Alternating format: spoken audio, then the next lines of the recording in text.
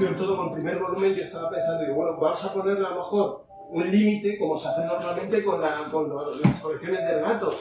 Y el límite puede ser de páginas, por ejemplo, o de una temática, pero qué mejor temática que tenemos que la de Taiwán. Entonces, ¿qué hacemos los hispanos cuando llegamos aquí? ¿Qué es lo que nos llama la atención? Entonces, en función de eso, también dijimos, hacemos narrativa, hacemos más algo de ensayístico, dijimos, libre. Y al revés, yo pensé que iba a haber mucho ensayo, dado que un poco, al ser profesores, pues el ensayo es lo que más solemos escribir, pero no, todo lo contrario. La gente ha tirado más a la narrativa porque yo creo que es más divertido. Siempre es más divertido y más como libre, ¿no? No hay un modelo muy estricto en el que tener que apoyarte. Entonces la narrativa es fundamental para esto. Y de hecho, lo veréis, hay que se nota que los autores han disfrutado un montón cuando han escrito los relatos. Entonces, pues nada, agradeceros a todos, sobre todo a los que habéis participado en este volumen, agradeceros a José Ramón, a Eduardo por haber hecho el prólogo, por haber hecho la presentación también de este volumen, que sin duda yo creo que os va a encantar, seguro que sí. Así que sin más vamos a empezar. La estructura que hemos preparado es, vamos a dejar ahora 3 minutos, entre 3 y 5 minutos cronometrados, para no pasarnos de tiempo, que a algunos a lo mejor les gusta hablar más que a otros. Y entonces 3 minutos a 5 cada uno para hablar de lo que queráis. Los autores vais a hablar de lo que queráis. Vuestras vivencias aquí en Taiwán. Si queréis centraros a lo mejor más en la parte de escribir del relato también puede ser. No hay por qué, de verdad. Por favor, lo que os apetezca hablar, relacionado con vuestra estancia aquí en Taiwán, por supuesto. Y luego esos 3 o 5 minutos cada uno, vamos a hacer una especie de coloquio. Y al principio la idea era que centrarse el coloquio en los escritores del relato, pero bueno, yo creo que como además la disposición ayuda e invita a que hagamos un coloquio más entre nosotros, pues si nos importa que haga yo de moderador para que no, como buenos hispanos no nos pisemos unos a otros, pues hacemos una intervención de cada uno cuando quiera, ¿vale? Y vamos saltando así de los temas sin ninguna estructura ya hecha, ¿vale? Así que sin más, ¿por dónde empezamos? ¿Empezamos como la brisca? Por el orden de relato. ¿Ah, sí? También es otro orden. Podemos empezar, ¿no? Botella. Para la botella. Empezamos así, ¿vale? Como en la brisca. A ver si me confundo. La brisca es de... No me acuerdo ya, es que jugaba de pequeño. ¿Alguien juega al tute o a la brisca o al mus? Sí, hombre, al mus sí, ¿no? Al mayo. Yo juego al burro. Al burro, en fin.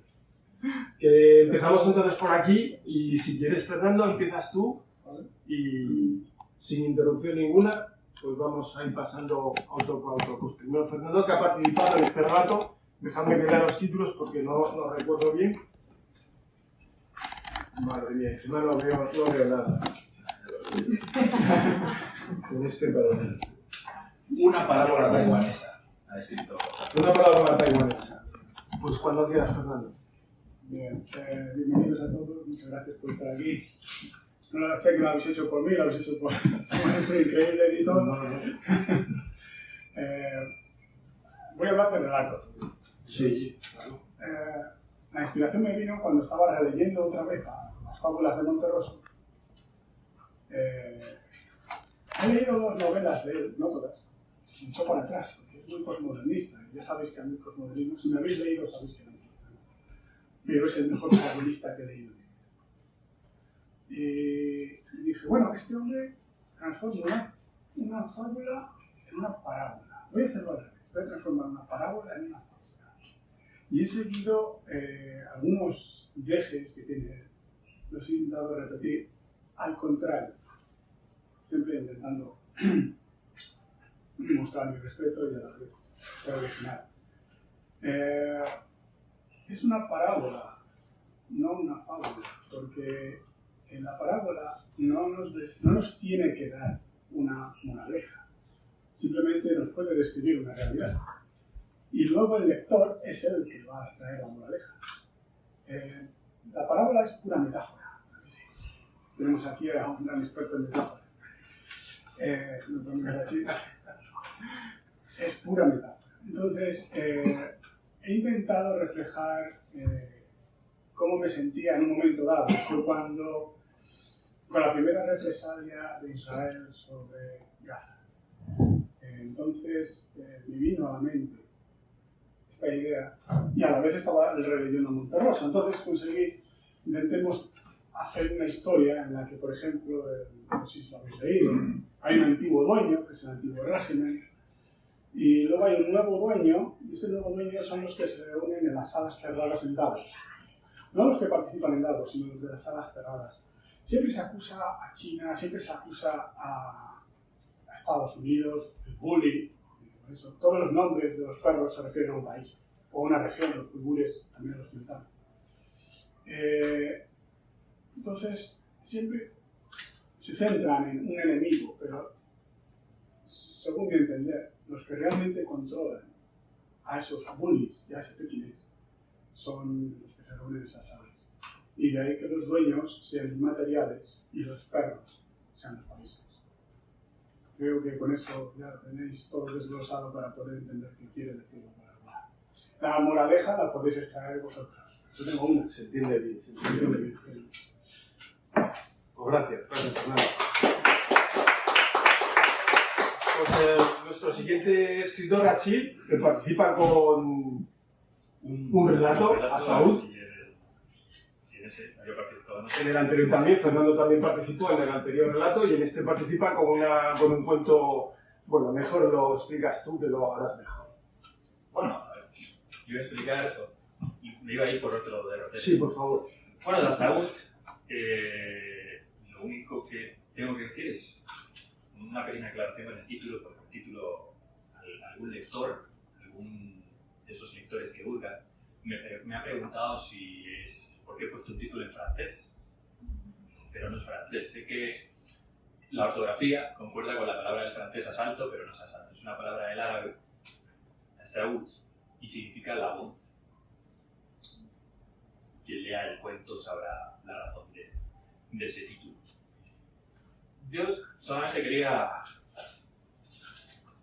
ya que me da pie, en lugar de hablar del cuento, que el cuento mejor se lee y ya está, si hace falta hablar del cuento, luego la tertulia, podríamos darle vueltas. Yo visité Taiwán por primera vez hace muchos años, cuando tenía yo 18 años. Yo no sé si aquí hay alguien que visitó Taiwán siendo más joven que eso. 18 años es una edad crucial, en general, para unos más que para otros. Para mí lo fue, justamente por visitar Taiwán, a esa edad donde, bueno, yo tenía pocas experiencias, tenía muy poco mundo, había visitado pocos países, aparte de España y de Marruecos, creo recordar que nada más. Y el impacto fue tan grande que aún me tiemblan las piernas. Si de ser sincero, después de tantos años, después de esa visita a este país, y desde entonces, consciente e inconscientemente, creo que todo lo que he hecho ha tenido que ver con este país. Y todo lo que he producido, mejor o peor, tiene que ver con este país. Todo lo que escribo, todo lo que hago. Y quiero dejar claro que yo no soy escritor. Yo, si algo puedo decir que soy, es poeta. Son dos cosas diferentes, a veces se confunden, ¿no? Escritor, poeta, no creo que poeta es escritor. No todos los poetas son escritores, ni todos los escritores, por supuesto, son poetas. Si escribo, es porque se me da bien escribir, nada más. Si se me hubiese dado bien pintar, pintaría. Si se me hubiese dado bien la música, pues haría música con la poesía que percibo. O las matemáticas, si se me hubiesen dado mejor de lo que se me dan, pues en lugar de escribir poemas o relatitos, pues haría matemáticas o esa poesía, pero no. Nací siendo así, se me dan bien las palabras e intento transformar esa poesía que percibo por todas partes, en cada detalle. Es asombroso, no quiero decir que eso sea especial, por eso yo me imagino que mucha gente tiene esa clase de experiencias. y yo trato de transformarlas en palabras. Y como digo, no creo que fuese yo el mismo ni poesía, porque aunque yo no hubiese visitado, yo no viviese en Taiwán, o no hubiese aparecido Taiwán en mi vida, yo sé que escribiría poemas, porque ya lo hacía antes de llegar a esta isla, pero desde luego, si hay algo de lo que estoy seguro de que no sería igual, que mi poesía sería distinta y yo mismo sería distinto. Para bien, para mal, mejor para peor, eso ya es imposible saberlo. ¿Cómo voy a decir? Bien. Dos minutos. Ya para terminar, querría leer un fragmento del que quizá resume lo que es mi día a día en Taiwán y lo que yo veo cuando salgo de aquí. Es un fragmento de Setze Tao pertenece a una banda de perros. Anoche conté 23, muy fornidos, hocicudos, sonrientes, buenos nadadores, todos prietos menos el jefe, de pelaje castaño. Se dedican a patrullar la zona, proteger su territorio, intimidar a otros perros salvajes y burlarse de los perros domésticos que salen a pasear con sus amos. El resto del tiempo duermen o meditan desparramados por las riberas de los ríos Tanshui y Tilo. Los domingos por la tarde, un fulano de cabellera gris, primitivos modales y narinas de triago, apodado Barbarroja, se acerca en moto hasta allí. No se parece en nada al célebre pirata, pero lo llaman Barbarroja porque tiene esclavizados a dos loros, uno de plumaje verde y otro de plumaje azul, a los que echa a volar por el parque Tatou, para horror mío e infamante diversión de algunos. A los perros les cae peor que a mí, y ladran enfurecidos en cuanto oyen el fanfarroneo de su moto. Cada vez que los loros completan una vuelta al parque, Barbarroja ríe a carcajadas y deja al descubierto un colmillo de oro del tamaño de una almendra. Eso es todo. Muchas gracias. Luego nuestro siguiente escritor, Manuel me contaba que era la primera vez que escribía, ¿verdad? Un relato y lo ha hecho pues, enormemente bien. Así que, sin más, Manuel, cuando quieras puedes hablar de tu relato, puedes hablar de tus vivencias de Taiwán, de lo que quieras, ¿vale? Cuando quieras. Muchas gracias y gracias a todos por venir y sobre todo, bueno, muchas gracias a Miguel, que es un editor incombustible, incansable y que hace muchísimo por la vida cultural hispana en esta isla. Yo, me vais a perdonar, no me he preparado nada. Había prometido a mi familia que los iba a llevar a unos baños termales el fin de semana. Entonces me escapé para venir aquí y bueno, pues, voy un poco a improvisar y por eso, bueno, pues, pido disculpas. Por otro lado, nunca he tenido la piel tan suave como hoy. Cuando a mí me abordaron la idea de escribir un relato para este libro, Miguel y Iker también, yo tenía muy claro que quería escribir algo sobre lo que se llama en español, no sé si creo que no es una buena traducción, las tiendas de conveniencia. Es el inglés, el Family Mart. Pero que para alguien que llega a Taiwán, la profusión y la saturación de estas tiendas es algo que llama mucho la atención. Y yo sabía que quería hacer algo sobre eso. Me interesaba mucho la palabra conveniencia, porque creo que son establecimientos que al final venden muchos productos, pero el producto que te están vendiendo sobre todo es la conveniencia. Es el hecho de que tú en cualquier lugar, en cualquier momento, pues tengas acceso a una serie de cosas. Y me interesaba mucho un poco la comercialización o la mercantilización de la conveniencia. Pero me costó mucho, digamos, ponerme a ello y me costó mucho dar un poco una narrativa que pudiera ser vehículo para eso. Entonces, no sé muy bien por qué, porque yo no soy una persona creyente, pero fui a la Biblia y me di cuenta de que la Biblia, al igual que Taiwán, está llena de 7-Elevens. Entonces fui cogiendo libro, y de todos los libros de la Biblia fui leyendo el capítulo 7º y el versículo 11º, para poder tener un 7-11 de alguna manera metido por ahí. Entonces fui leyendo pues, Ezequiel, Proverbios, etc., hasta que llegué al libro de Job, nada menos. Pues la infinita paciencia de Job. Y eso ya me puso un poco, me alineó un poco con este tema, porque creo que cualquiera que haya trabajado o trabaje en una de estas tiendas tiene una paciencia digna de Job. Entonces escogí lo que es la cita que abre el relato y que voy a leer, y que dice: por eso no me voy a callar, hablaré en medio de mi angustia, no dejaré nada sin decir, me quejaré amargamente. Job 7:11.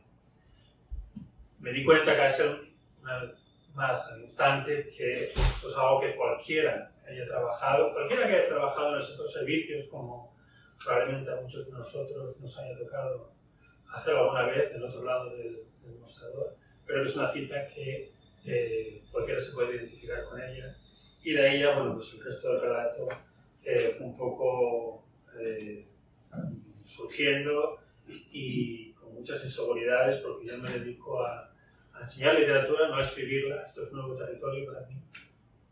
Así que nada, espero que os guste y muchas gracias. Seguro que sí.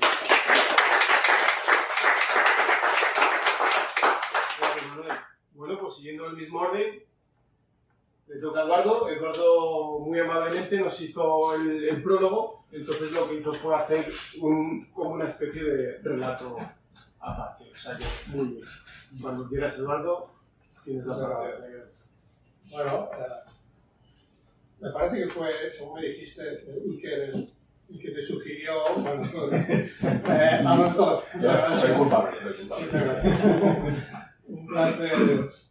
Miguel me contó, bueno, cuenta alguna experiencia personal para el prólogo. Y pensé, puedo contar que no sea realmente aburrido en nuestro tipo de trabajo, ¿no, Martín? Y pensé, bueno, quizá mi incorporación al puesto, porque fue en el verano de 2020. Recordaréis que era el momento de la pandemia. Había llegado pocos meses antes y yo pues llegué aquí en agosto de 2020. 1 de septiembre era mi primer día, y como recordaréis, pues en aquel momento mi contacto con Taiwán, la bienvenida a Taiwán, fue 14 días de cuarentena en un hotel de cuarentena.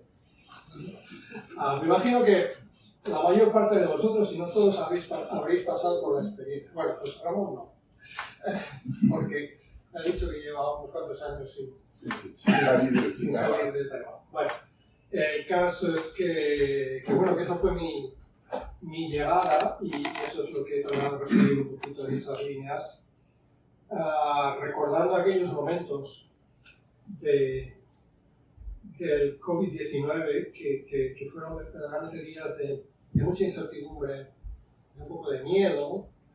No había pasado el virus en España, eso no lo cuento en el prólogo. Pues sí, quizá en la línea lo cuento. Básicamente sin darme cuenta durante el estado de alarma en casa junto con mi pareja, lo pasamos los dos. Pero bueno, llegué aquí sin vacunar porque no había vacunas todavía. Y esos 14 días de introspección metidos en una habitación, tú solo, sin ver un ser humano, pues me hicieron pensar mucho, me hicieron, como cuento, pues empezar, como tenía tanto tiempo, empecé a leer sobre Taiwán. Ya traía algún libro desde España, pero bueno, me sumergí en la historia de Taiwán, empecé a conocer nuestra conexión histórica, breve conexión histórica con esta isla. Empecé a leer sobre semiconductores, en fin, me fijé en lo que luego, en estos 3 años y medio posteriores, pues en fin, ha sido casi el día a día de mi trabajo, ¿no? Pero en fin, jamás se me olvidará el haber, en los puestos anteriores, en los que me incorporé, no fueron en condiciones tan complejas como aquellos momentos. Recordaréis aquella expresión que a mí no se me olvida, de la llamada distancia social. Un término tan antipático como antitético, ¿no? Porque la sociedad es todo lo contrario, o debe ser todo lo contrario a la distancia, debe ser proximidad, debe ser protección, pues en aquellos momentos de la distancia social. Así que, en fin, eso es un poquito lo que he resumido en esas líneas y bueno, pues me alegro de que gracias a ellas pueda estar compartiendo con vosotros este momento y es un lujo tener ediciones Katai en Taiwán. Muchas gracias. Gracias, Eduardo.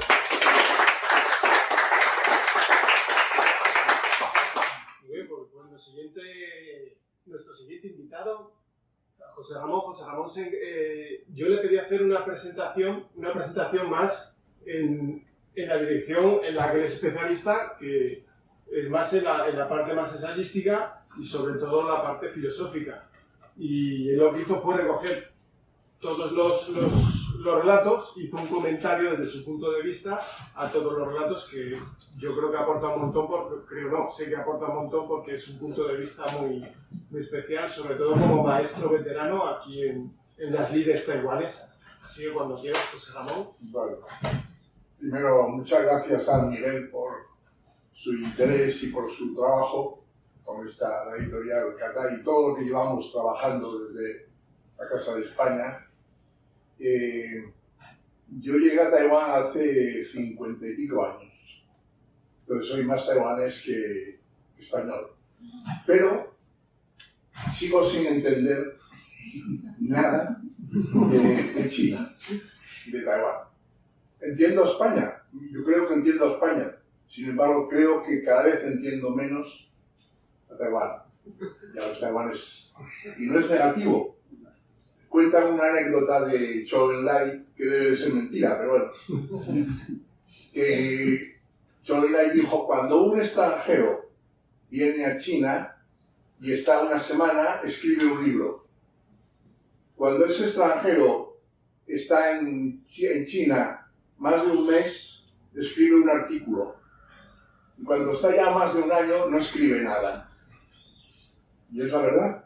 Cuanto más pasa en un país como Taiwán o como China, porque es muy complejo, es un país muy complejo, la verdad. Entonces, bueno, pues yo me siento que conozco menos, pero es normal.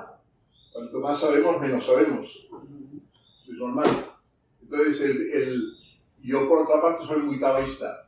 Soy cristiano, me he educado en la religión católica, mi familia es muy católica, pero me creo más taoísta que...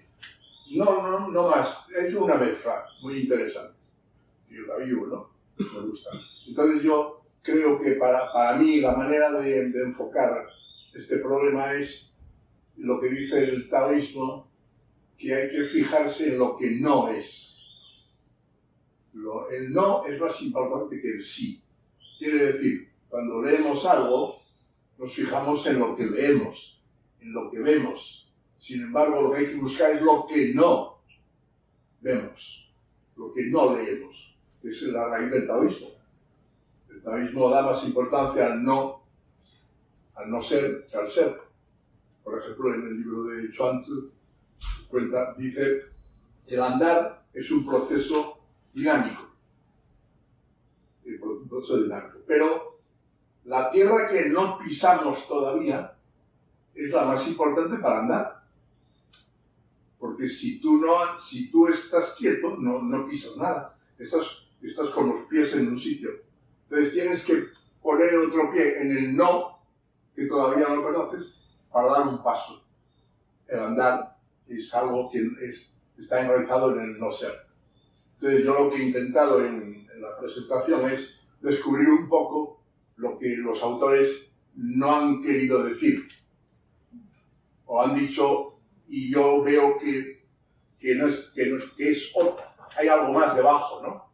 Por eso en algunas de las presentaciones he hecho alguna insinuación, ¿no? Haciendo preguntas de lo que yo veo que está pero no se ve.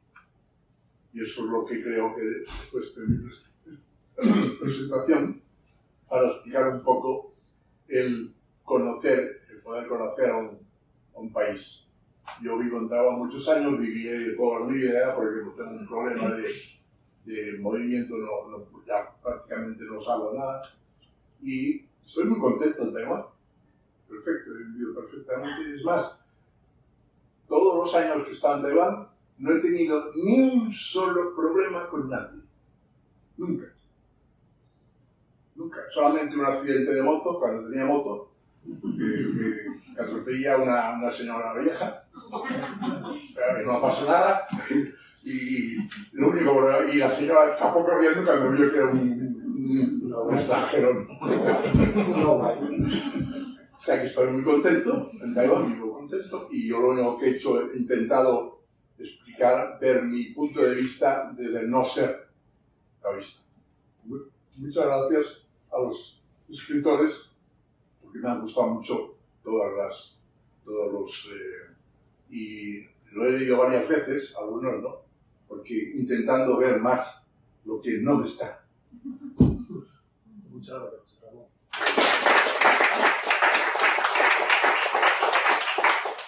Pues pasamos del maestro veterano, a lo mejor al más joven, yo creo, Álvaro, ¿verdad?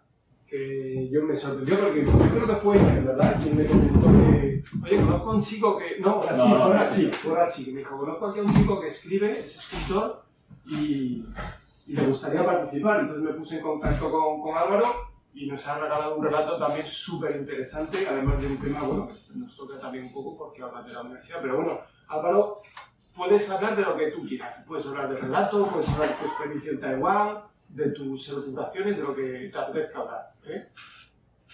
Cuando quieras. Es que no he tenido tiempo de prepararme. No te preocupes, lo que tú quieras. Bueno, mi relato, digamos que temáticamente se encuadraría en lo que es la ciencia ficción. Y básicamente lo que quería tratar en mi relato era el dilema de una persona que se encuentra con la posibilidad de reencontrarse con su familia fallecida, con su esposa fallecida. ¿Cuál sería la decisión, la determinación que toma esa persona si tuviera que elegir entre, digamos, tener a sus seres queridos o volver al mundo real? Y en función de eso, fui construyendo un relato que desembocara en esa escena, utilizando la ciencia ficción. Básicamente eso. Intenté hacer un relato que no tuviera un antagonista, porque intenté evitar todo tipo de efectismo, ¿no? Eso es más, me parece, de los libros anglosajones, ¿no? Emociones, ¿no? Fuegos artificiales, luces, campanitas. Pero yo soy un fan, a mí me gusta más la literatura. Entonces intenté evitar efectismos tipo antagonistas, malos, acción, ese tipo de cosas los intenté evitar y me centré en el plano humano, lo que me interesaba. Entonces, por ejemplo, en mi relato trata de, utilizo, digamos, como canal la posibilidad de viajar a otros universos, pero le puse unas limitaciones y intenté darle un realismo también desde mi experiencia en la investigación científica, porque mi primera carrera fue de biólogo, y a nivel universitario, en cuanto a Taiwán, yo sobre todo lo que he contactado, con lo que he tenido contacto a nivel universitario es con biólogos e investigadores. Y bueno, en general, pues el mundo de la investigación no es ahora como hace 500 años, ¿no? Está todo muy controlado, muy castrado y se tiene que ir todo muy despacio. O sea, eso es lo que hacen los anglosajones de que, oh, mira, descubro este motor, no sé qué, y me voy ahí a viajar por universos y a otras galaxias. Bueno, eso son fantasías, ¿no? Pero intenté transmitir, digamos, la precaución con la que se tiene que hacer un experimento científico. Y por otro lado, quería hacer algo especial sobre Taiwán, o utilizar un aspecto que para mí es especial de Taiwán, pero no fuera lo típico de los templos o... Entonces me centré en algo una de las cosas que más me atraen a mí de Taiwán, que es la naturaleza. Tomé un bicho que a mí me gusta mucho de Taiwán, que es el saltarín del fango. No sé si sabéis qué es eso. Es un pescado. Es un pez que es un gobio, un tipo de gobio que es capaz de vivir fuera del agua, en mar o húmedo, y va brincando por ahí. Es puede ver en general en los humedales en Taiwán. Bueno, yo lo encuentro gracioso. La gente lo suele encontrar asqueroso. A mí me parece simpático. Y entonces decidí utilizar eso como el canal que les permite viajar a otros universos. Intenté imaginar, dar una explicación racional a cómo podría interactuar un órgano fisiológico con partículas subatómicas, lo que se permitiera hacer una especie de puente, y ya está. Básicamente eso es mi idea. Bueno, pues muchas gracias.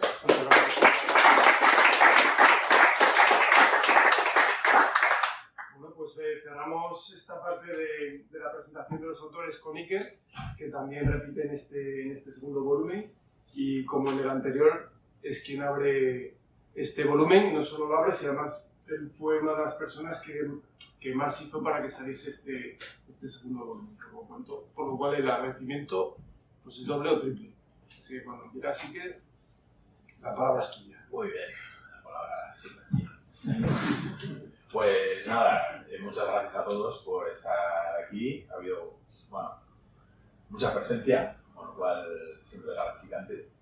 Y yo, lo primero que tengo que decir es que ya desde pequeño siempre he fantaseado con que algún día sería escritor de algún tipo.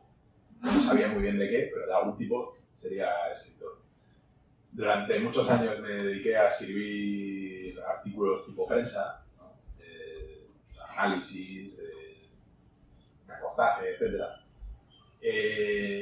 Y solo de vez en cuando, y para mi solaz, pues escribía algún relatito, algún cuentito y tal, pero que no le daba a nadie a ver, nada.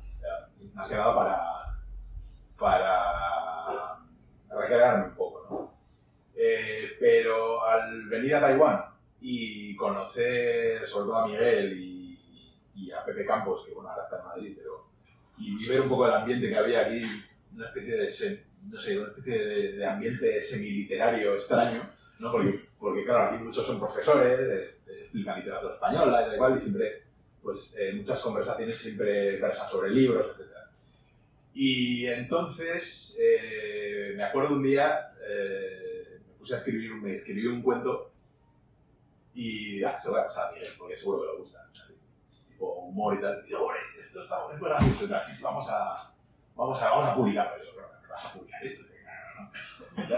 Y bueno, se empeñó en publicarlo y me animó a escribir más, ¿no? Y dice, no, escribe más y tal. Y claro, si no llega a ser porque existe Miguel y existe Ediciones Catay, pues no me hubiese realmente puesto en serio a escribir cuentos y a una novela, etc. Pero bueno, aquí estamos. Y por decir algo, pues yo creo que todo lo que escribo, ya sea cuento, ya sea novela o incluso artículo de análisis o de lo que sea, pues siempre tiene más o menos los mismos ingredientes. Ya sean todos juntos o algunos de ellos, pero siempre son los mismos ingredientes, que son pues la política, el humor, el erotismo y el amor y el desamor. Siempre están juntos por ahí, mezclados. A veces falta alguno, pero siempre están los otros, etc. Y esto también tiene mucho que ver con mi trabajo, que es el de... Bueno, yo soy periodista aquí en Taiwán, trabajo para un órgano del gobierno. Y bueno, siempre que, bueno, todos los medios de comunicación pues tienen sus líos, digamos, con la línea editorial y todo eso. Los estatales, pues más todavía. Hay que andarse siempre con pies de plomo, etc. Y claro, todos estos años, llevo aquí como 12 o 13 años, pues mi trabajo consiste todos los días en traducir noticias de corte institucional, por decirlo así, ¿no? Siempre son declaraciones de la oficina presidencial, declaraciones del Ministerio de Exteriores, declaraciones del gobierno, etcétera, etcétera.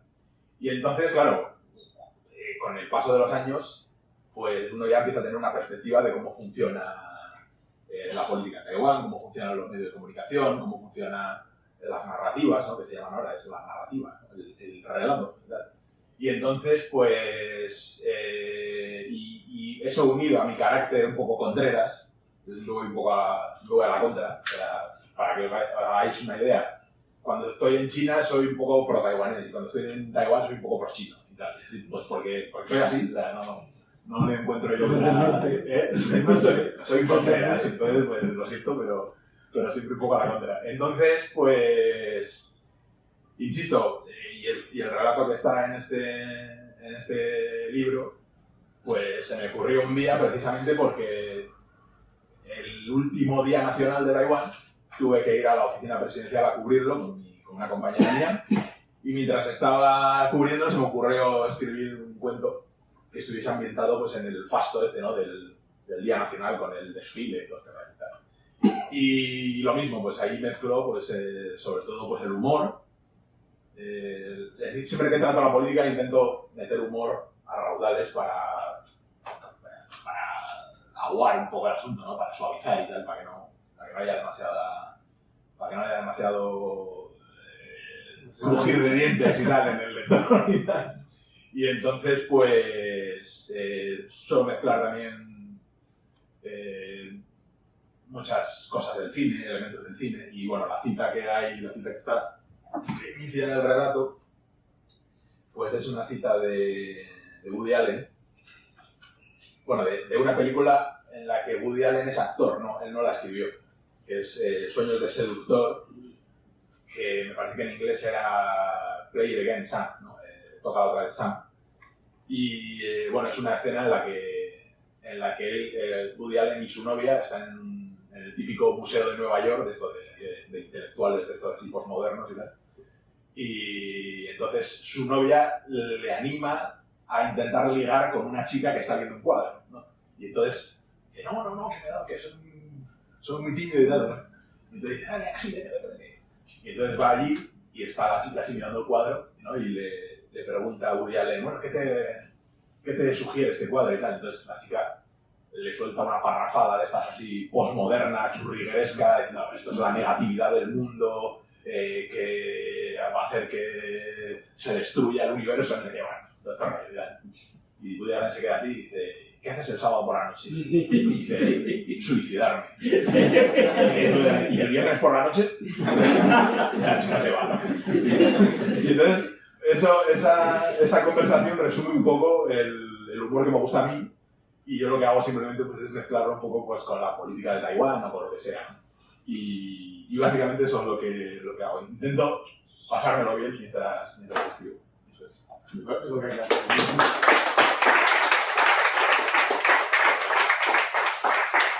Bueno, pues como veis, es una amalgama esta tremenda. A mí es lo que me encanta de aquí de Taiwán, aparte de otras cosas, por supuesto, pero la cantidad de gente rara que somos aquí, que nos encontramos aquí, porque tenéis que reconocerlo, todos los que estamos aquí, todos tenemos nuestra rareza, porque desde nuestro país de origen, terminar en Taiwán, hay que ser rarito para venir aquí, o por lo menos tener algo en la cabeza diferente al resto de la gente. Y lo bueno es que además cada uno de nosotros somos muy diferentes. Y yo creo que un poco lo que nos une aquí, lo que nos une a la gente del relato, que yo la verdad no lo he visto en otros países. Mira que hay gente, por ejemplo, en China, en Japón, expatriados, y no hay esta especie de colección de gente que escribe o que se reúne en torno a literarios, y puede haber, pues me contaba Oscar, ¿no? Que ha estado en Hong Kong, que también hay tertulias literarias y demás.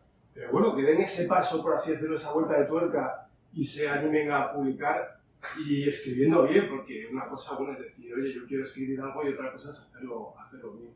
Y a mí por lo menos hay garantía de que toda la gente que escribe aquí lo hace perfectamente. Vamos, que el libro se vende solo, ya sabes. Y bueno, lo que decía, ¿no? Que para mí es muy gratificante encontrarme con gente que... Yo me encuentro aquí más gente que amante de los libros, que por ejemplo, donde yo estaba en León, al estar en un ambiente universitario, o con mis compañeros cuando estudié en la GB o el BUP, pues hay de todo, como nos pasa a todos, pero aquí quieras que no, es una cosa curiosa que a todos o a casi todos nos gustan más o menos los libros, somos amantes de la lectura, así que sobre todo ese punto común, pero sobre todo lo diferentes que somos cada uno, ¿no? Entonces sí me gustaría un poquito abrir esta especie de coloquio para que cada uno, cuando queráis, por favor, intervenir y empezar un poco hablando de esta idea, ¿no? De lo que cuando venimos aquí, lo que nos sorprende a cada uno. Por ejemplo, contabas, Eduardo, cuando llegaste aquí, ¿no? Todo esta especie de la situación, ahora estamos en la habitación, de repente hay cosas que no entiendes, me viene. José Ramón también comenta eso, ¿no? De, a pesar de haber todavía cosas después de 50 y pico años que no se entienden, nunca han tenido conflictos, pero por así decirlo, yo creo que si a todos nos van entrevistando, de verdad, en profundidad, todos diremos algo diferente de Taiwán. Y lo que yo creo, que es bonito. Entonces, si queréis, abrimos un poquito la cuestión esa de decir, oye, estamos aquí, esto está bien, está mal, porque también es verdad que hay gente que no aguanta.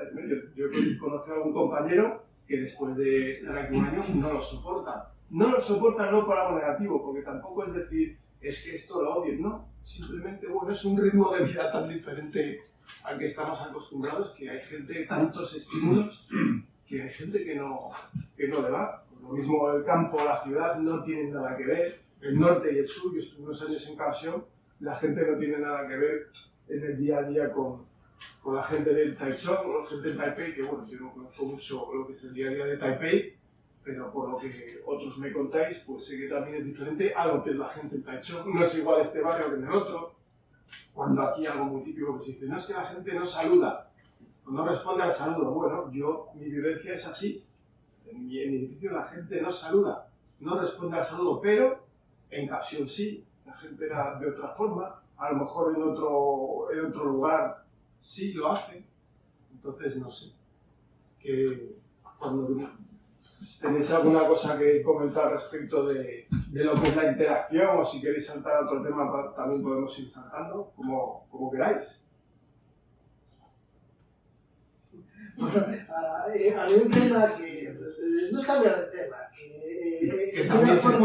también se puede. No, pero me da la atención eso que dices, que aquí en Taiwán efectivamente hay gente muy diversa, culta, sobre todo, yo más que rara diría culta. Los hispanos, por así decirlo, sí, en general de nivel cultural alto, no rara, de nivel cultural también.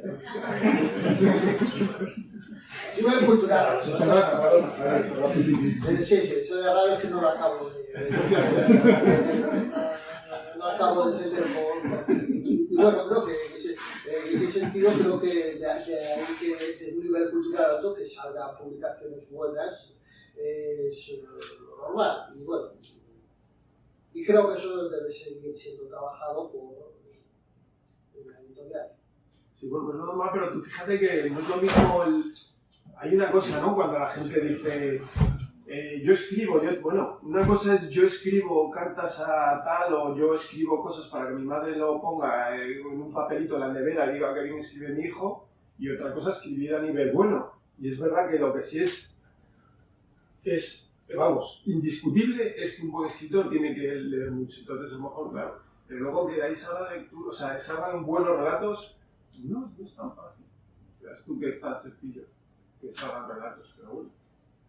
Hay que seguir trabajando más. Sí, no quiero decir que sigan saliendo buenos relatos. Claro, que seguirán saliendo, porque esto es un pozo infinito de estímulos. Si yo he leído con detalle el relato de Rashid y es auténtica innovación. Si me lo permite Rashid, me gustaría... Bueno, a ver, no revelar lo que dice, pero simplemente, si me lo permite Rashid, hacer un planteamiento. ¿Qué pasaría si de repente un par de locos, una persona con mentalidad cuadriculada, intentase sacar una verdad de los mensajes de Line o WhatsApp o lo que sea que escribimos? Por ejemplo, hoy seguramente hemos escrito a amigos, familiares y lo que sea, mensajes relacionados con esta tertulia. Imagínate que un grupo de marcianos se encuentra solamente esos mensajes. ¿Qué pensaría? Quizás esta tertulia sería el evento más importante, pues, decirlo, de la humanidad. Pues es lo que me llama la atención del relato de Brasil, es decir, cómo a partir de mensajes, en fin, mensajes como lo que nos enviamos a diario, se puede elaborar una teoría sobre grandes acontecimientos, que obviamente no existen, son grandes acontecimientos, o al menos eso lo interpreto yo. No sé si existen o no, igual sí que existen, pero al menos lo que interpreto es que no existen dichos grandes acontecimientos. Por eso quiero decir que me parece una forma de contar una historia que es muy interesante. Es que además es que es un poquito lo que decía también Álvaro, ¿no? Que es esta forma de escribir no efectista que a mí me encanta.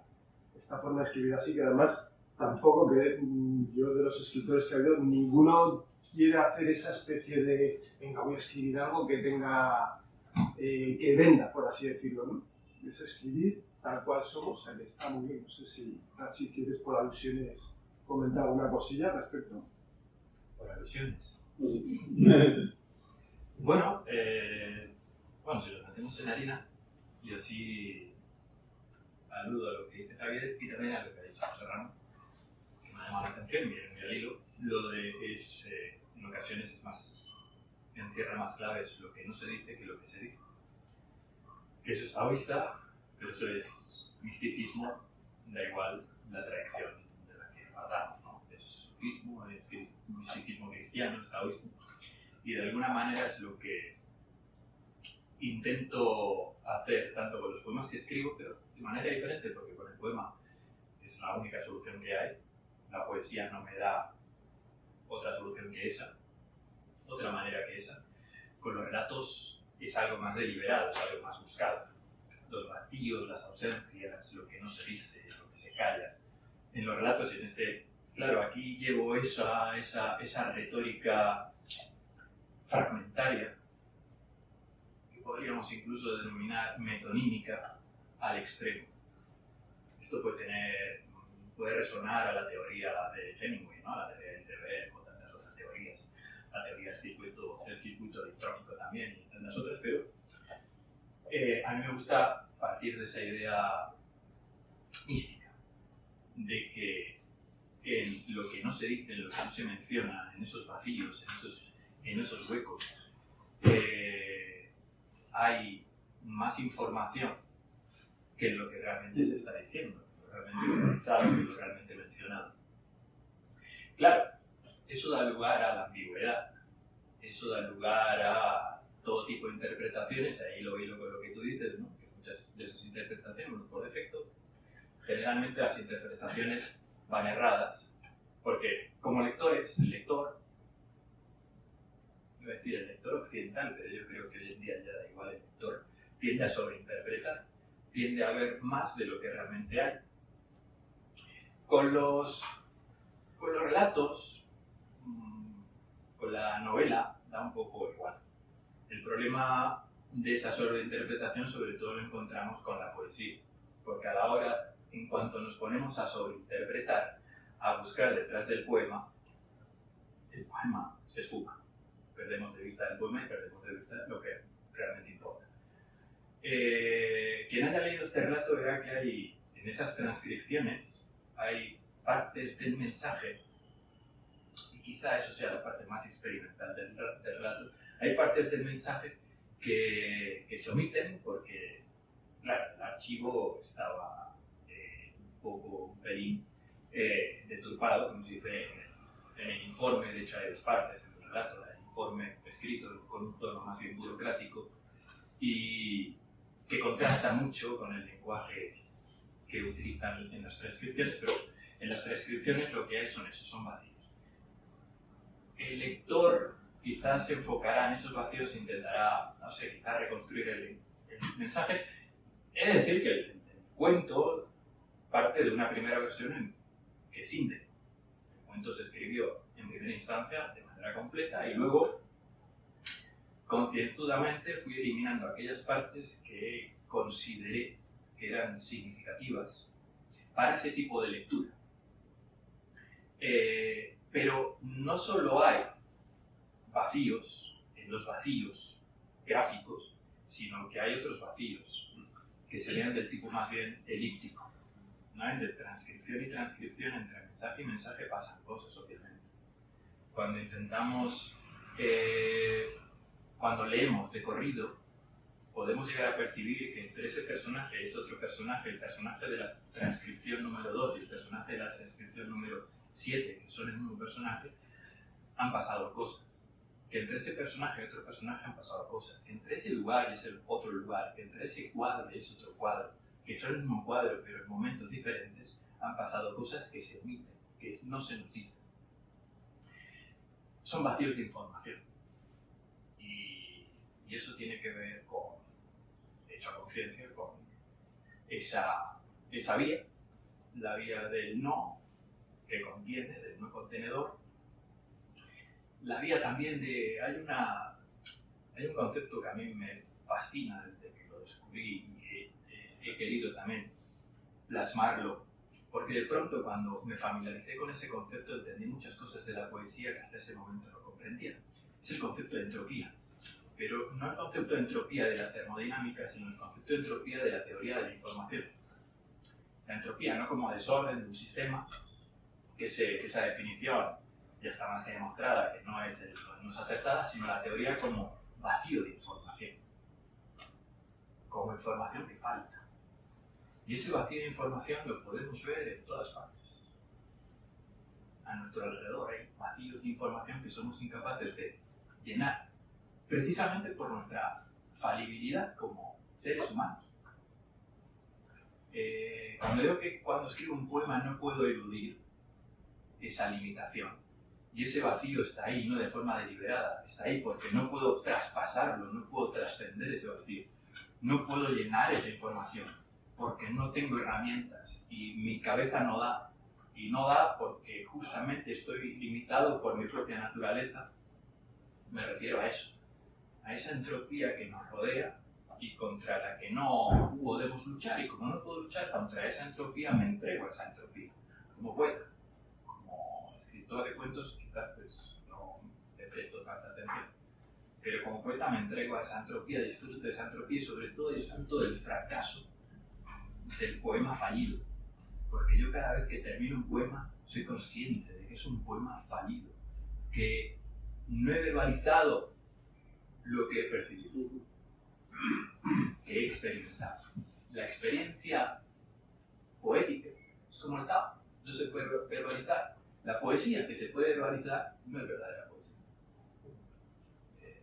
Bueno, lo dejo ahí. Sí, no. Una reflexión muy importante, claro, todo lo que es el arte es una forma de manifestar el arte. Hay muchas y la poesía es una de ellas y muy, muy complicada. Me gustaría cotillear un poco. Vamos a cotillear. A todos, yo creo que aquí más o menos nos gustan los libros.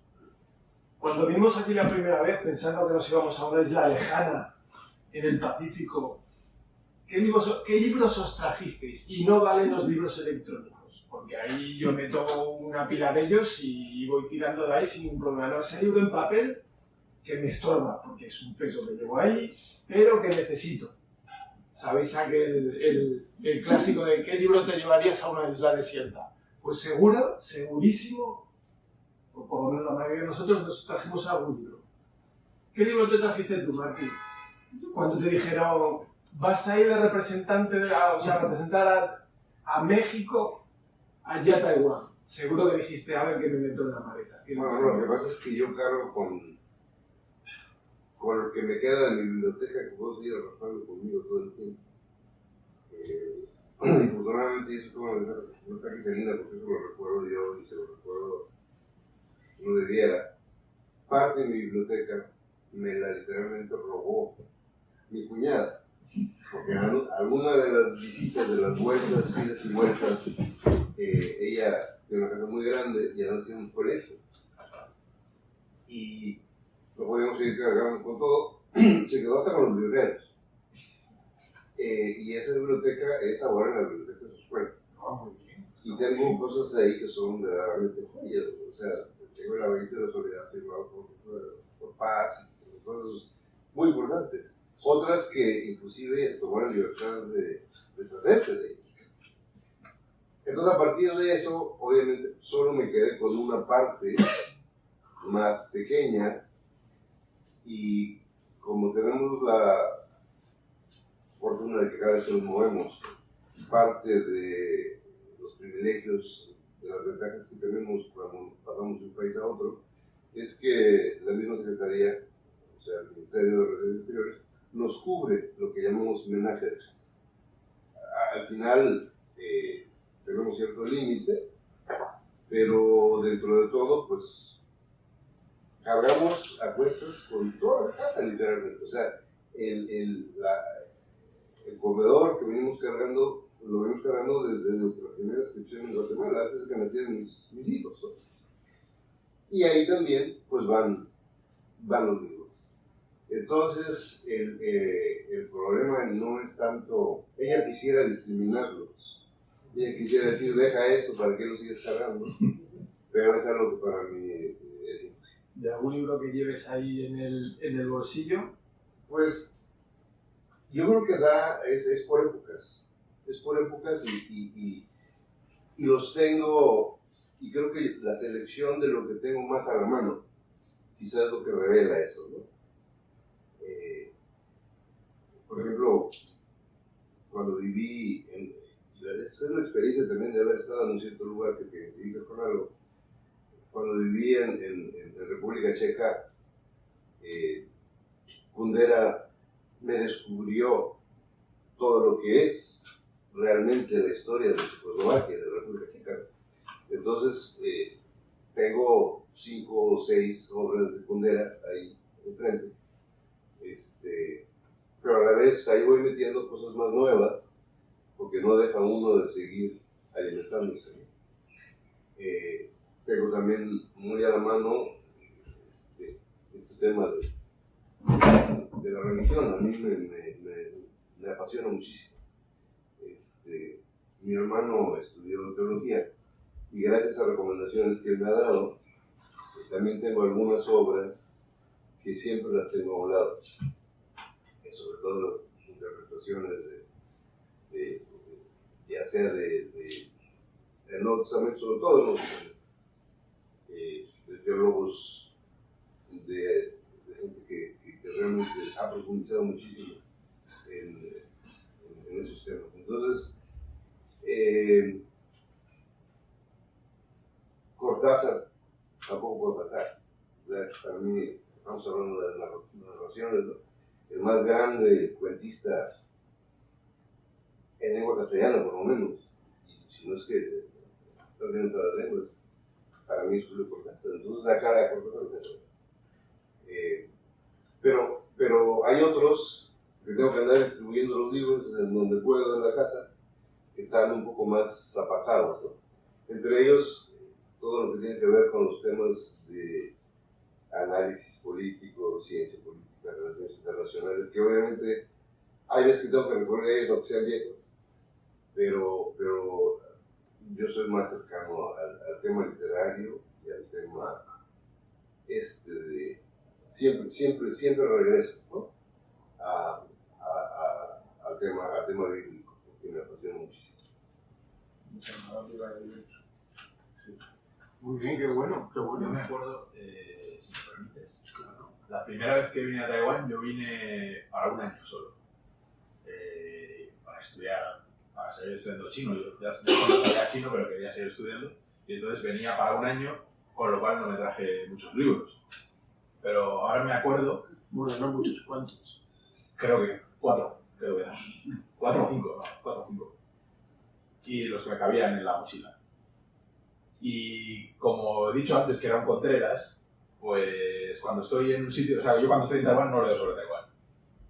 No leo libros sobre Taiwán. Es cuando me marcho de Taiwán, cuando un libro de Taiwán me pongo a leerlo. Oye, me pasa continuamente, ¿no? Cuando estoy en España no leo libros sobre España. Cuando estoy en Taiwán me pongo a leer historia de España. Pues.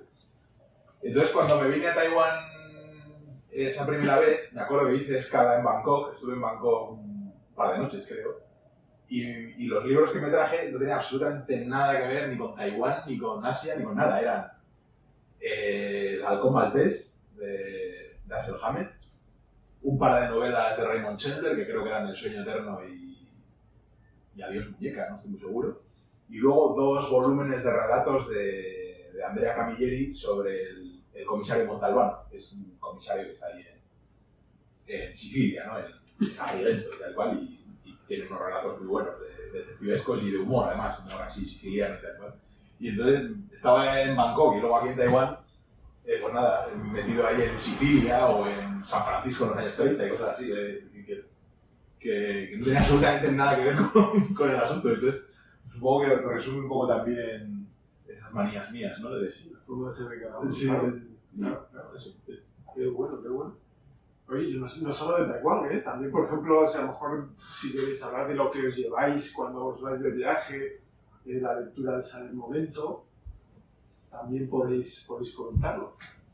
Yo quería decir bueno, me acuerdo del libro que me traje a Taiwán, puramente circunstancial, es un libro que se llama Sin Pena, es una historia de los derechos civiles de las personas con discapacidad en Estados Unidos.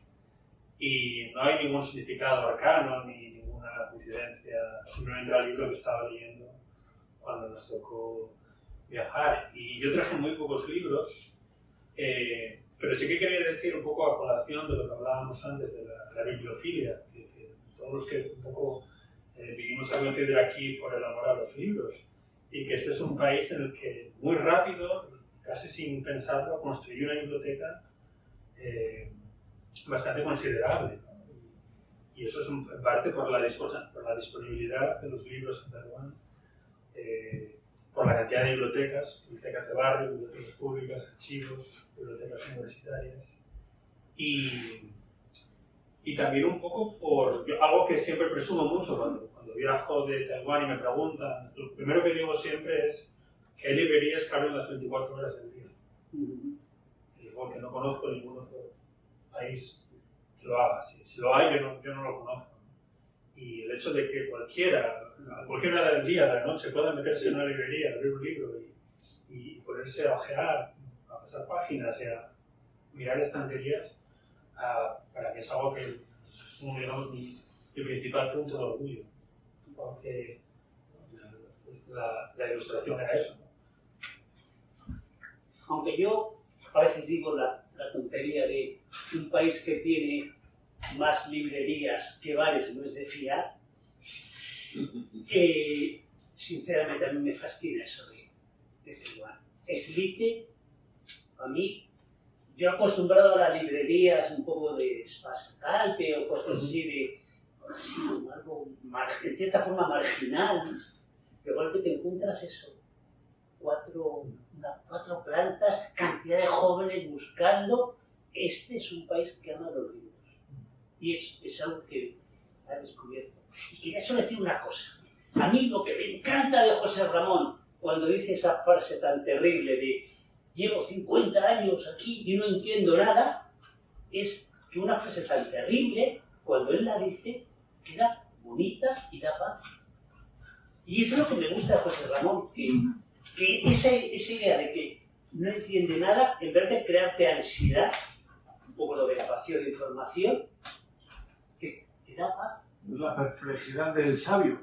Sí, de verdad, en serio. Yo personalmente no entiendo nada, porque quizás que como no hablo ni chino ni inglés y todas estas cosas que parece lo que puedo entender, ¿no?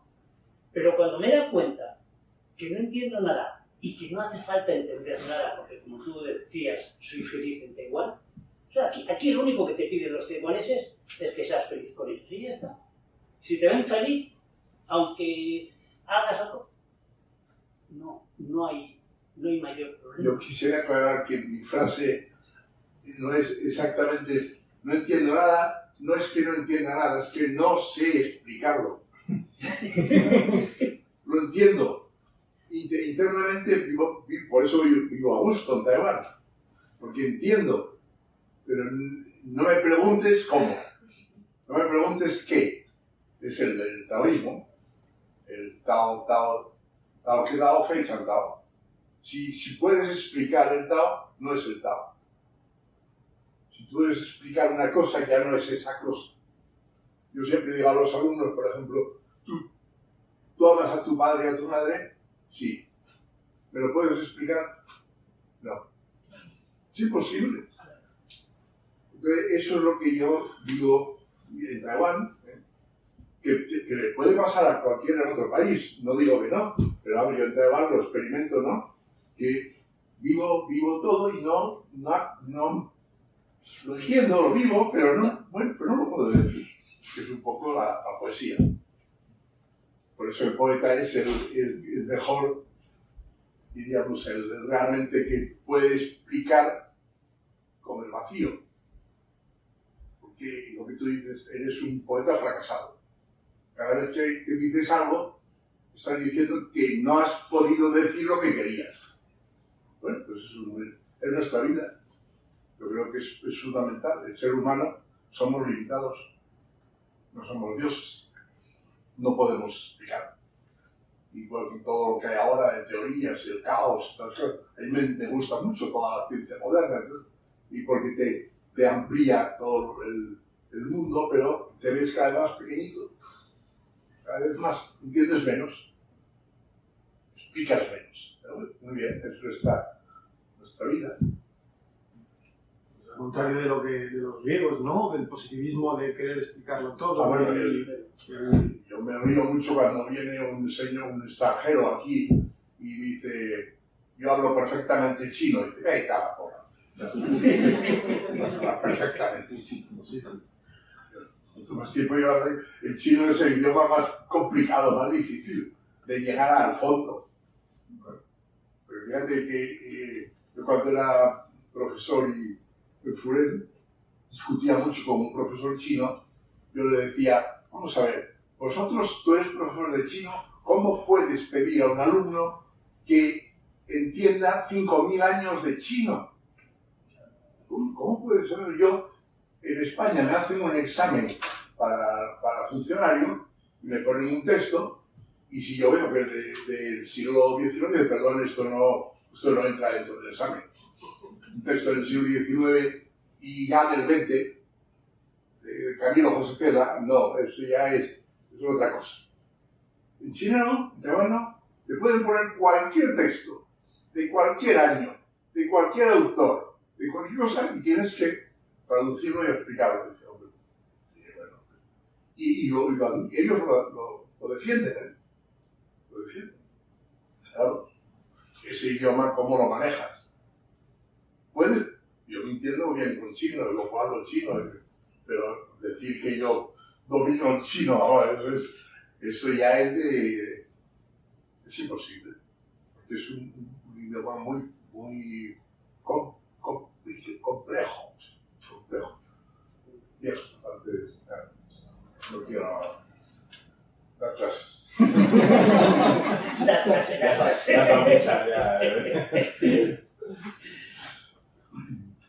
No sé.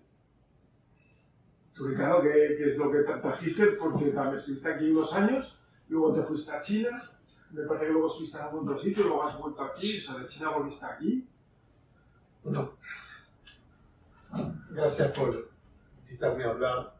Y no me queda más remedio que contradecir un poco al gran maestro José Ramón, pero de una manera muy cariñosa además. Yo llegué a esta isla el 11 de agosto de 1983. Era domingo, pero el día 12 era lunes y tenía una cita con José Ramón. La primera, nada más llegar a un apartamento que habíamos alquilado, abrimos la maleta, pasé la primera noche allí sin dormir nada y me fui a ver a José Ramón al día siguiente, ¿no? Había preparado una cita y me estaba esperando. No sé si recuerdas la primera visita que tuvimos. Entonces, para ir de Taipei a Futá, eso no era un viaje, era una travesía. Se tardaba por lo mismo que tardas en llegar a Kaohsiung, en tanta velocidad o más, ¿no? Había una tartana que salía de la estación de tren, Fuxinhao, no había ni coches de autobuses, eran coches de línea, ¿no? Y tardabas como una hora en cruzar un puente, ¿no? Porque era un solo carril y aquel autobús estaba lleno de gente con sacos, de animales domésticos, una buena colección para ti que eres entomólogo de insectos circulando por el interior, ¿no?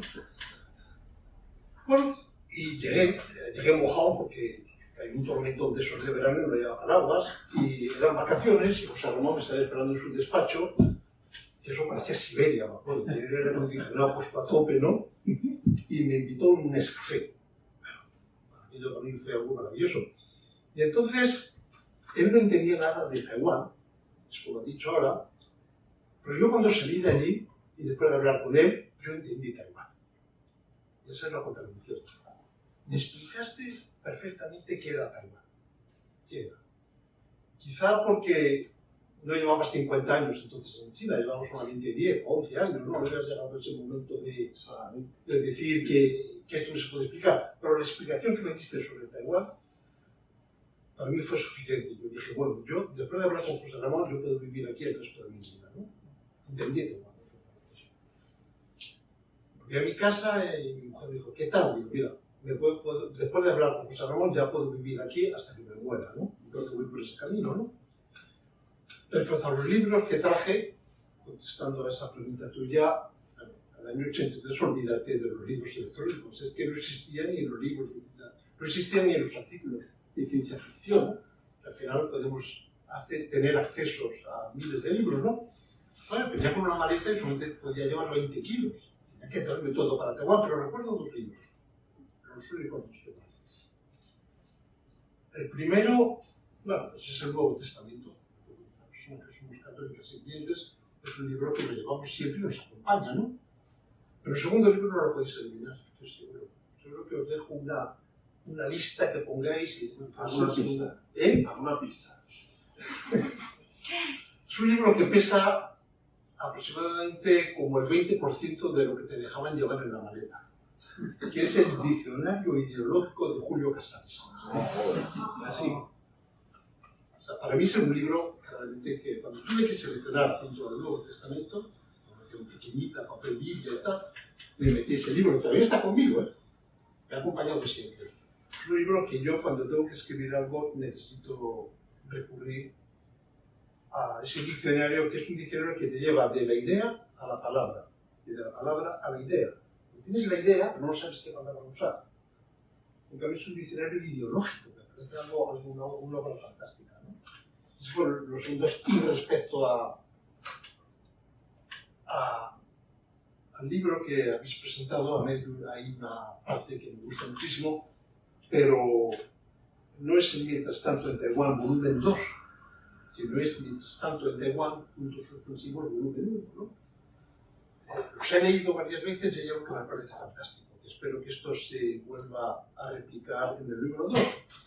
Y eso es lo que me ha llamado tanto la atención y me ha gustado, ¿no? Es, no os molestéis si digo que todos los que habéis escrito, pues sois, en cierto modo, sin ánimo de que os ofendéis, pero sois principiantes en el mundo de la aventura narrativa.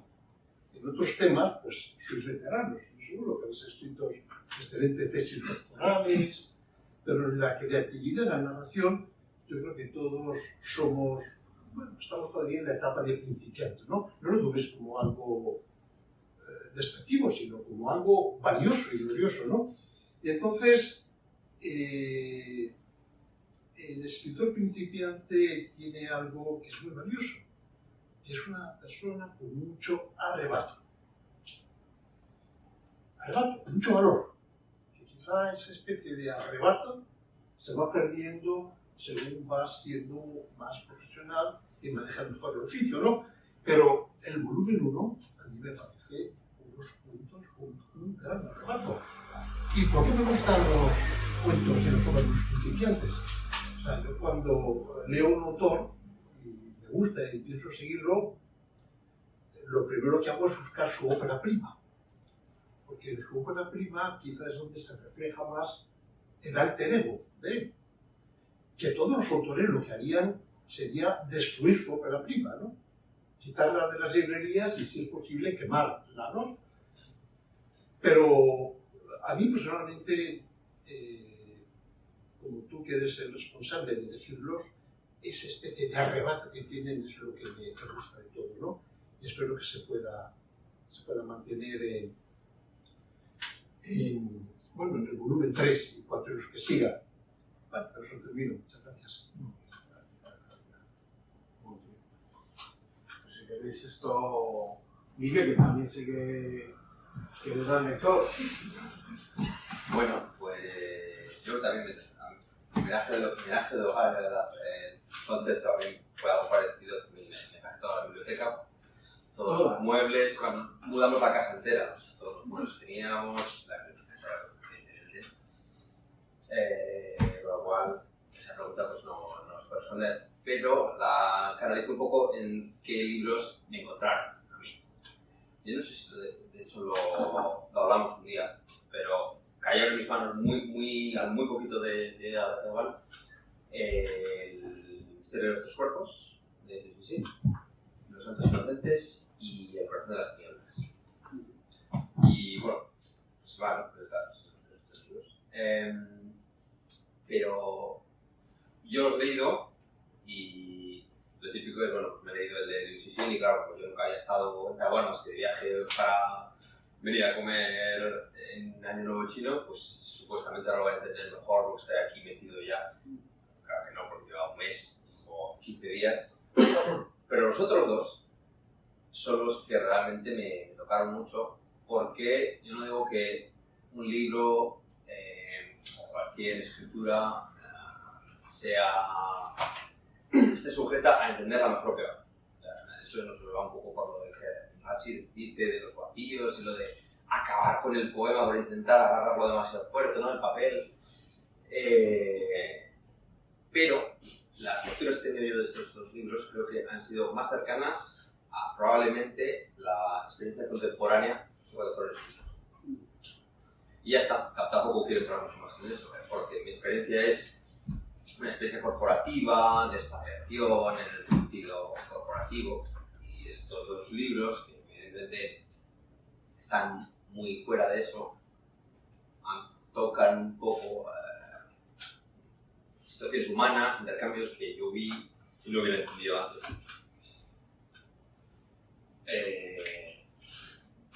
Y eso es.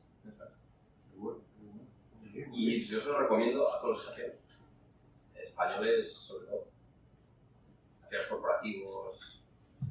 Bueno, yo entendí un montón de cosas también de la situación después de tocar libros que ya había leído antes y los había disfrutado mucho.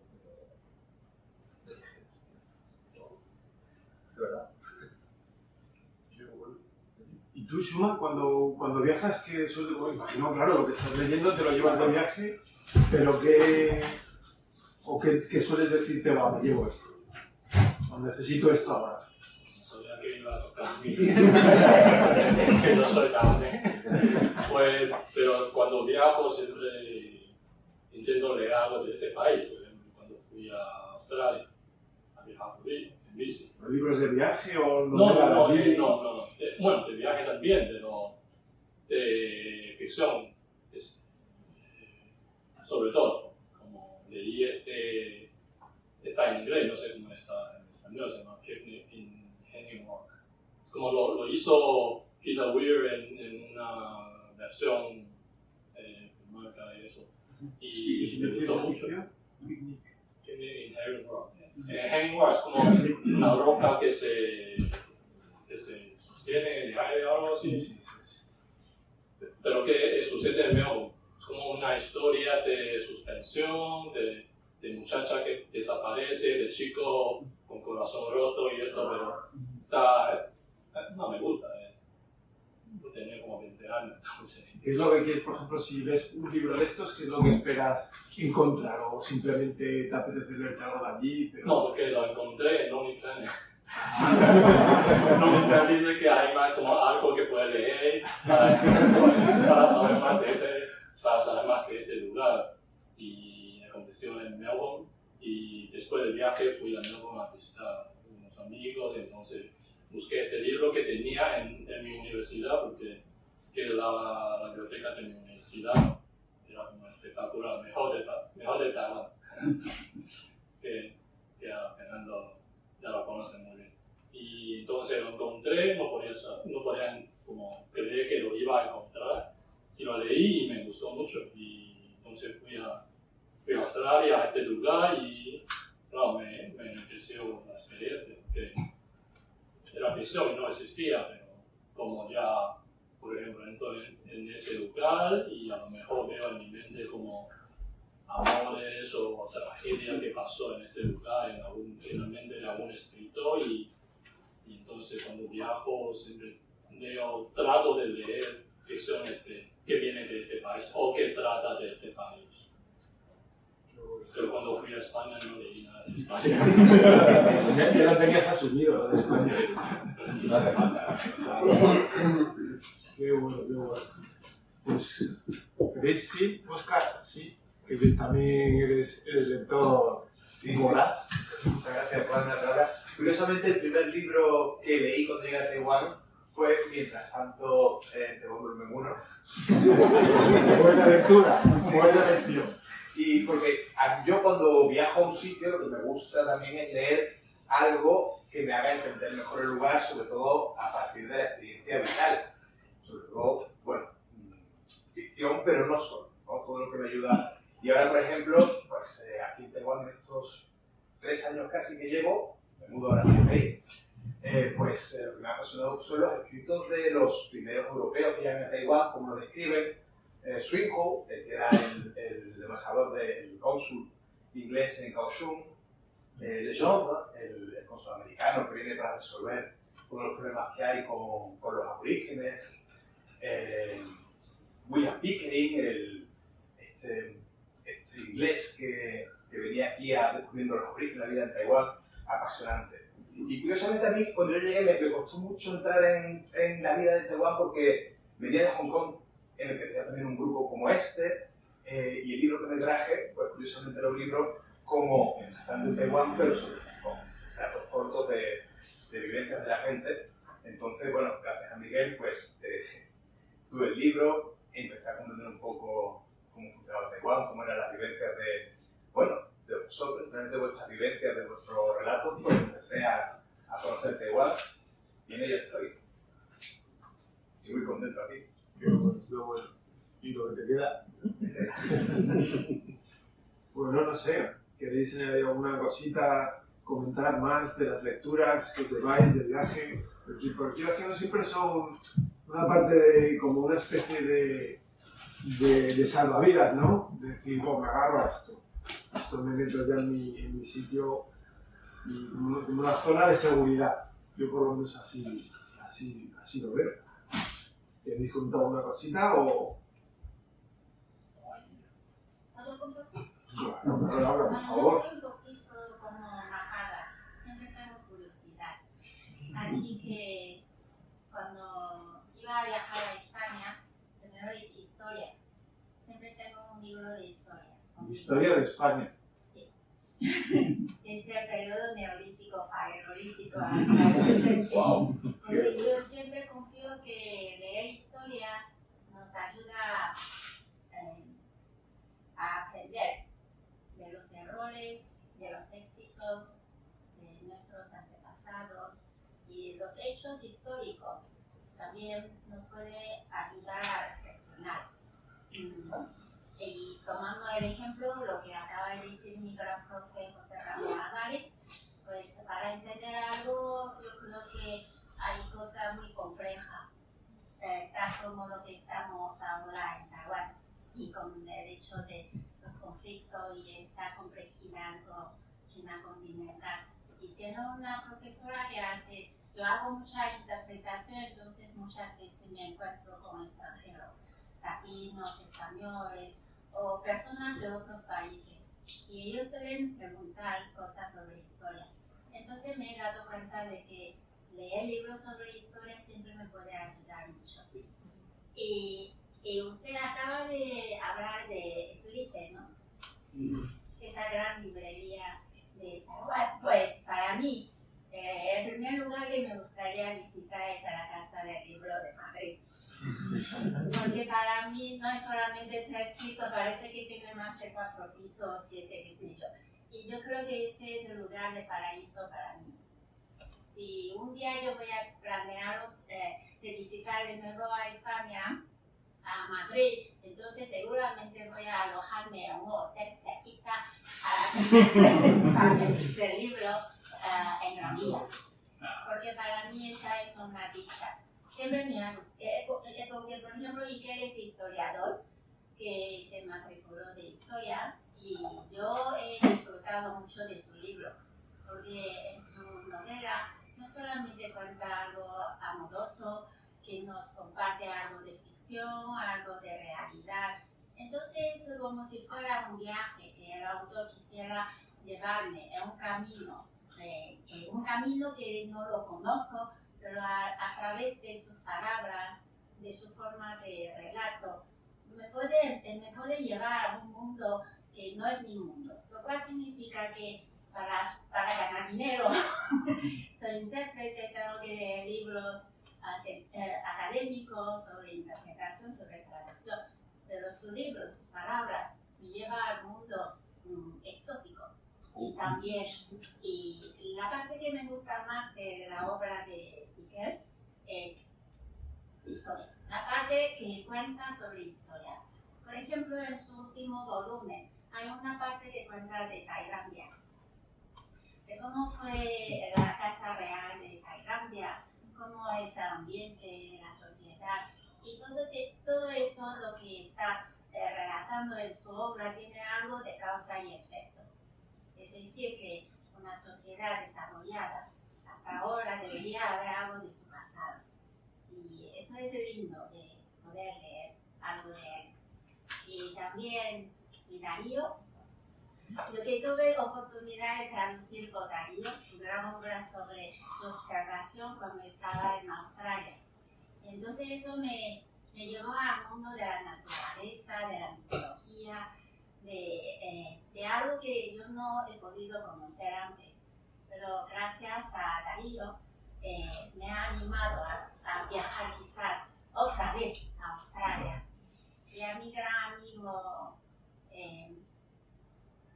Rachid, que últimamente he colaborado con Rachid para traducir su poesía, y después de haber escuchado lo que acaba de decir, entiendo mejor, porque es como un proceso misterioso que a veces yo también he podido sentir este vacío, que tenía que consultar al autor para conocer cuál fue realmente el momento en cuando eligió unas palabras para demostrar en una poesía cortita el mundo suyo.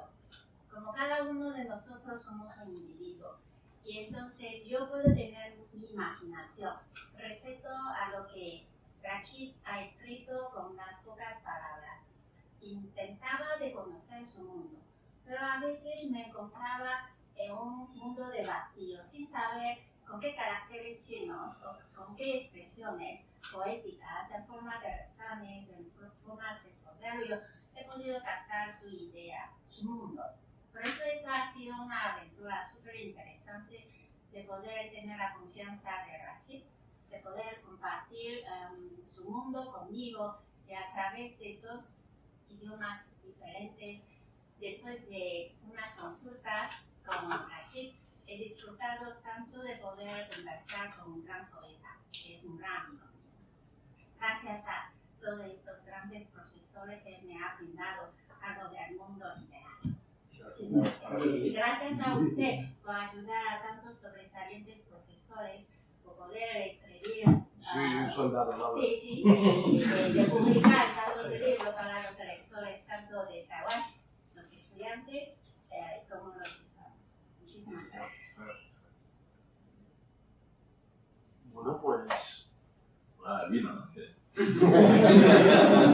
El vino que. ¿El vino o qué? ¿No? Metafóricamente. Pero sí, yo sí quisiera apoyar y resaltar lo que acaba de decir Laura, porque después de haber estado en un buen número de países, en un buen número de lugares, ese es el único donde yo me he encontrado una institución como esta, como en España y como Ediciones Qatar. Y eso me parece que es realmente muchísimo, muy valioso. Es una fuente que permite recoger recoger y dejar testimonios como este. Nosotros mismos nos hemos beneficiado con la publicación esta de los cuentos indígenas extranjeros que publicaron de manera bilingüe, y creo que es verdaderamente un tesoro que se tenga esta institución, porque eso es lo que es una institución, Ediciones Catrá, y este grupo, y cómo se alimenta y retroalimenta para continuar dejando testimonios tan importantes como este. Yo creo que eso sí, de lo que yo he conocido, no hay parangón en ningún lado. Y desde luego que es un lugar y un espacio para ir a brevar, que además continúa produciendo, ¿no? Y creo que eso es, para mí, es una gran fortuna haberme encontrado con ustedes y tener oportunidades como esta que deben ser recibidas. Muchas gracias, Martín. Muchas gracias por vuestras palabras, porque de verdad nos dan a todos mucho ánimo para seguir trabajando con esto. Ya sabéis que el mundo literario es un poco ingrato en el sentido de que, bueno, lo hacemos por gusto, no hay casi nada que obtener a cambio más que la satisfacción propia de escribir, de publicar, de dar rienda suelta, ¿no?, a lo que llevamos dentro. Al principio de esta tertulia has comenzado a hablar sobre lo raros que somos los que estamos aquí. Y quiero reiterar lo que están diciendo. Y yo he vivido en 5 países, seguro que menos que ustedes, pero 5. Y ya tenía 2 libros publicados en 2 editoriales. Eres el primer editor que no se centra exclusivamente en el dinero. Y se centra... he trabajado para editoriales también. Que se centran en el dinero, pobrecillos. Entonces, yo creo que el bicho más raro lo tenemos aquí.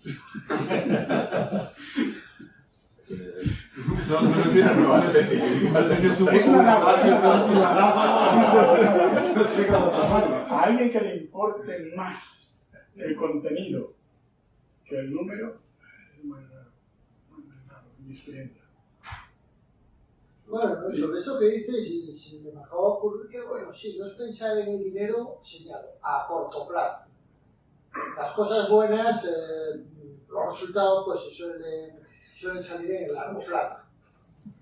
Pero lo importante es que estamos muertos ya. Pero quiere decir que, o igual no lo estamos, pero lo que quiere decir es que hay que pensar siempre en hacer algo bueno y pensar en el largo plazo. Que no necesariamente algo porque dé dinero ahora sea bueno. Hay que hacer las cosas bien, asegurar. Cervantes murió de hambre por una enfermedad generada por el hambre. Pero su fama nunca murió. Su fama nunca murió. Bueno, hablando de estas cosas, no por dinero, pero ya sabéis que aquí tenéis a Demostero algunos libros por si acaso os faltan los podéis comprar, se los pedís a Paloma y la llevas a Marte. O sea que lo que vamos a hacer es, si queréis estamos aquí un ratito más, tenéis ahí el café porque a las 6 nos cierran, ¿vale? Unas pastas y demás, y luego nos iremos a cenar. Si queréis nos juntamos y vamos por aquí a algún restaurante chino que además, aprovechando que tienen las mesas redondas, pues todos tenemos un rato. Muchas gracias a todos y nos vamos por aquí.